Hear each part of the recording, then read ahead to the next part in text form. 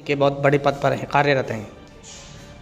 अपने जो विधानसभा क्षेत्र में काम किया है बीजेपी के लिए, इसी के साथ में आप अपने गांव ढाना में कुछ आपराधिक किस्म के लोग भी रहते हैं, उनको सुधारने के लिए क्या प्रयास करेंगे? देखिए, चूँकि अभी हमारे यहाँ उद्योग धंधों की कमी है जी, तो लोगों के पास में रोज़गार की कमी है। जब रोज़गार नहीं रहेंगे तो लोगों में इस तरह की गतिविधियाँ बढ़ेगी। तो मैं चाहूँगा कि अब हमारे यहाँ आने वाले समय में हमारी सरकार उद्योग धंधा भी खोलेगी और लोगों में हम सबका गाँवों में जा करके ये जागरूक करेंगे लोगों को कि हम आपराधिक गतिविधियों से हटकर शिक्षा में आए और रोज़गार तलाश करें। ऐसा नहीं है, पहले लोग जो है रोज़गार नहीं करते थे क्या? पहले अमन शांति थी, अब भी लोग जैसे रोजगारों की बात आती है तो क्या क्या रोजगार उपलब्ध कराएंगे?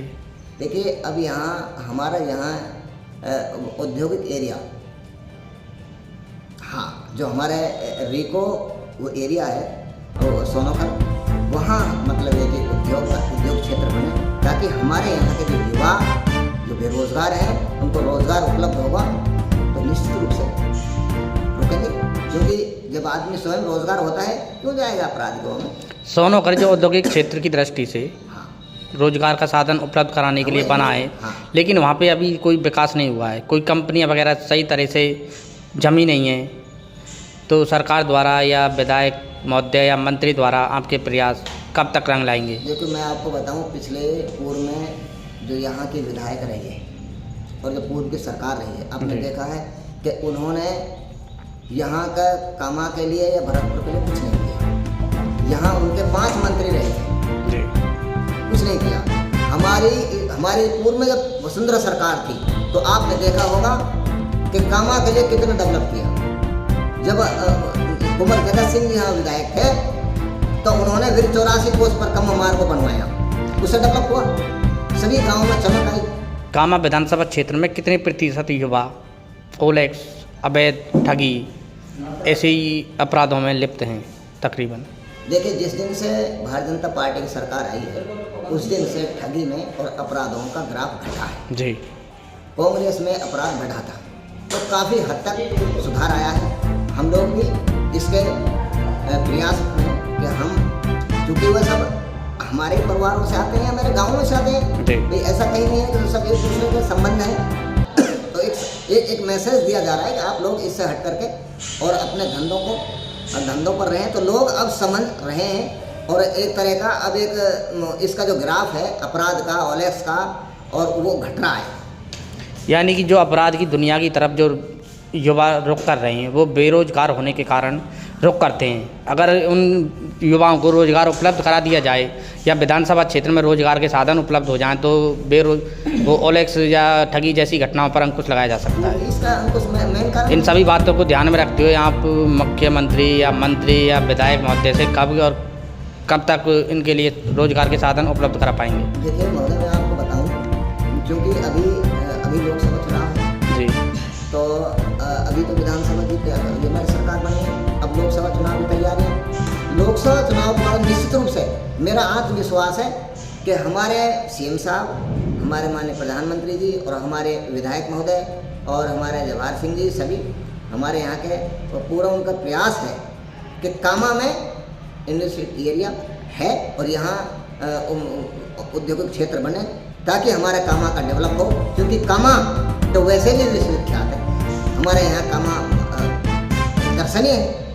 अगर कामा के युवाओं को रोजगार वास्तव में उपलब्ध कराना चाहते हैं तो आपका ध्यान एक और अग्रसित करना चाहता हूं मैं, कामा को रेल मार्ग से जोड़ दिया जाए। अगर रेल मार्ग से कामा को जोड़ दिया जाए तो कामा के जो युवा हैं वो दिल्ली, फरीदाबाद, गुड़गांव काफ़ी जगह पर अपनी सर्विस दे सकते हैं और रोजगार उपलब्ध हो सकता है। तो रेल मार्ग से जोड़ने की मांग कब और कैसे? बिल्कुल, आप चूँकि रेल मार्ग, देखिए वहाँ रेल मार्ग की मांग कामा के, हमारे कामा बस्ती बहुत दिनों से उठा रही है जी।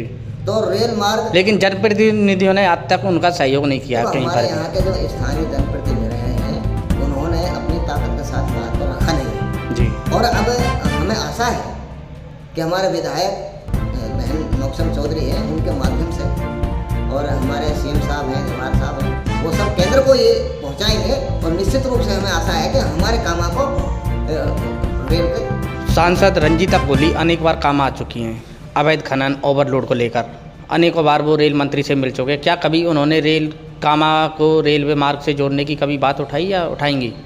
देखो, उन्होंने बात तो उठाई है। सांसद जी सरल स्वभाव है, बेचारी अच्छी हैं, इलाके में आती जाती हैं, मिलती जुलती हैं, लेकिन उन्होंने इस मुद्दे को उठाया था। वहाँ रखी है बात कि हमारे कामा जो एरिया है ब्रज मेवात का है और पिछड़ा हुआ है, उन्होंने भी उठाया है, लेकिन समय से पहले कुछ नहीं होता। अब समय आया है, क्योंकि हमारी जो सरकार की योजनाएं थी केंद्र सरकार की, यहाँ मौजूदा प्रदेश में पहले में पूर्व में जो कांग्रेस सरकार ही, वो हमारे प्रभावी तौर से ये पानी की भी व्यवस्था पहले हो जाती है एनसीआरपी की, लेकिन उन्होंने उसको लागू नहीं होने दिया कांग्रेस ने।